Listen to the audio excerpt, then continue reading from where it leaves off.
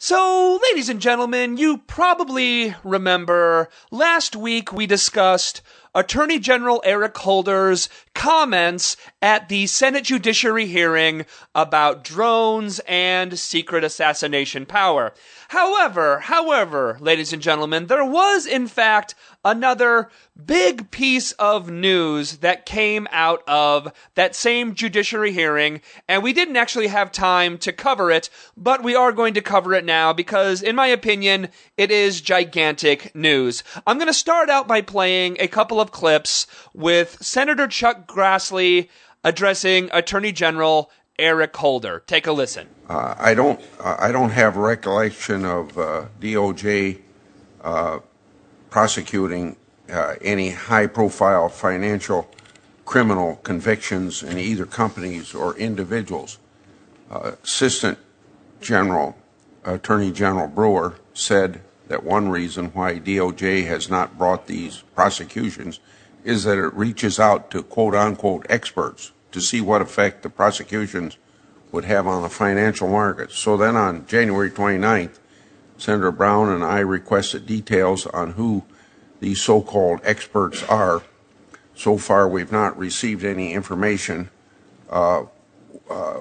Maybe you're going to, but why have we not yet been provided the names of the experts that DOJ consults with as we requested on January 29th? Because we need to find out why we aren't having these high-profile cases. So again, that is Senator Chuck Grassley. And real quick for context, you'll remember a while back we talked about how then Assistant Attorney General Lanny Breuer in the PBS documentary The Untouchables, Lanny had said that he used discretion on who on Wall Street they prosecuted or in reality didn't prosecute. And if you didn't think before that Wall Street was too big to jail, which of course you did because you're a smart person, well, ladies and gentlemen, Attorney General Eric Holder is about to, in fact, confirm it. Take a listen. Well, we'll endeavor to answer your letter, Senator.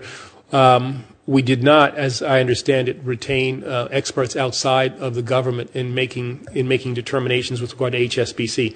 Now, if we could just put that aside for a minute, though, the concern that you have raised is one that I frankly share. And I'm not talking about HSBC now, because that maybe that not be appropriate. But I am concerned that the size of some of these institutions becomes so large that it does become difficult for us to prosecute them when we are hit with indications that if you do prosecute, if you do bring a criminal charge, it will have a negative impact on the national economy, perhaps even the world economy. And I think that is a function of the fact that some of these institutions have become too large. Again, I'm not talking about HSBC. This is just a more general comment. I think it has an inhibiting influence impact on our ability to bring resolutions that I think would be more appropriate. And I think that is something that you all need to consider. So the concern that you raised is actually one that I share. Okay. Ladies and gentlemen, you just heard it for yourself. Our nation's leading law enforcement officer, the Attorney General of the United States of America, Eric Holder, has said that Wall Street is too big to jail. That's it. He said it. Folks, that's game over. It's game friggin' over, everybody. Our nation's leading law enforcement officer has just said in front of the United States Senate that Wall Street can rob you. Wall Street can cheat you. Wall Street can steal from you. Wall Street can literally launder billions in drug money, which is what Chuck Grassley was asking about with HSBC. And at most, all that Wall Street will get is a fine, which they can and do write off as a tax deduction. Just in case you didn't know that, we the taxpayers pay their fines after they screw us over. Those fines are totally meaningless. So, some people have said that what Eric Holder was doing there in the Senate was a cry for help. And, okay, maybe I guess it could be. It might be a cry for help, but I'm sorry, folks. I'm sorry. I do not buy, and I do not believe that you should buy, that the Justice Department of the United States of America is powerless against Wall Street. They are not powerless here, and if they are powerless, it is 100% by choice. Ladies and gentlemen, there are laws on the books that Eric Holder could use to prosecute Wall Street for their crimes, and he has chosen not to.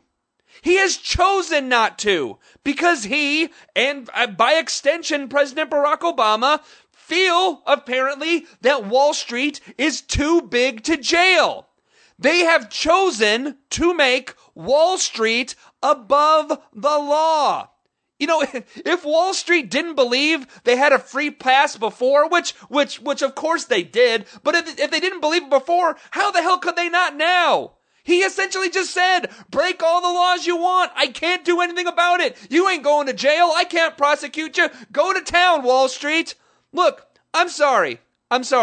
Attorney General Eric Holder, for refusing to prosecute Wall Street, he should be fired immediately by President Barack Obama. Fired.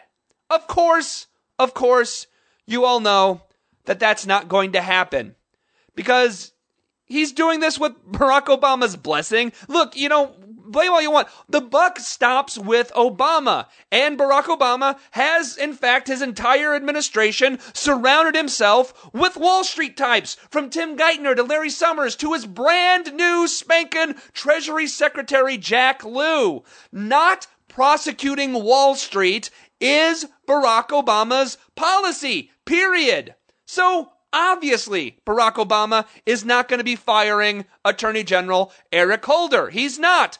So, ladies and gentlemen, I'm going to say something kind of controversial here. Are you ready? Here we go. If Eric Holder refuses to prosecute Wall Street because he feels that they are above the law, which he has, again, you heard it, admitted to the Senate that that's what he thinks, and if doing so, he does not resign from his job, and if President Barack Obama does not fire him, I believe that the Congress should impeach Eric Holder. They should impeach Eric Holder. And I know, that's not going to happen either. Congress only impeaches people over things like sex and affairs. And if they ever did impeach Eric Holder, it would be over something stupid like Fast and Furious. But I believe they should, in fact, impeach him over his flat-out refusal to prosecute Wall Street. We have one of two possibilities here. Number one, we have someone who is either flat out refusing to do his job and enforce the laws on the books of the United States of America. That's one. Or number two, fine, I'll give you the benefit of the doubt, Democrats. Eric Holder is afraid to do his job. He is too much of a coward to do his job, and this was a cry for help. Help the Attorney General. He wants to do it, but he just can't. Please help him. Okay, fine.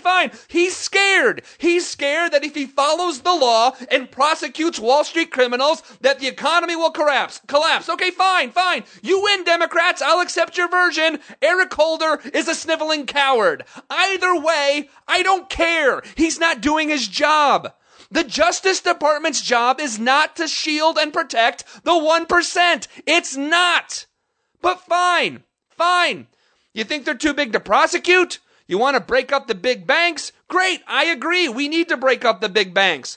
But if this is indeed what the Democrats are saying, and it's a cry for help, I'm sorry.